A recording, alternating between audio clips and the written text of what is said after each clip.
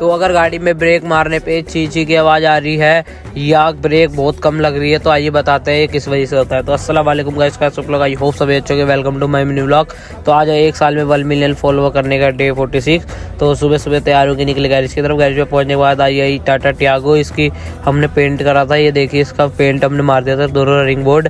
और इसका फाइनल पूरा रिजल्ट देखने के लिए पूरी वीडियो देखे। फिर आइए वैगनआर, इसकी ये दिक्कत थी, इसमें ब्रेक मारने पे आवाज़ आ रही थी आगे से, तो हमने खोले तो इसके डिस्प्ले देखे बिल्कुल ख़त्म हो गया है। इसकी वजह से इसकी डिस्प्ले भी पूरी कट गई थी। तो हमने इसको डिस्प्ले को फेस करा के इसमें नए डिस्प्ले डाल के गाड़ी होगी डन। तो अगर आपकी गाड़ी में भी ये दिक्कत आ रही तो आपको ये मैकेनिक पे खुलवा के चेक करवाए। तो कैसा लगा ब्लॉग कमेंट में बताना। मिलते हैं नेक्स्ट ब्लॉग में। फॉलो भी कर लो, बाय।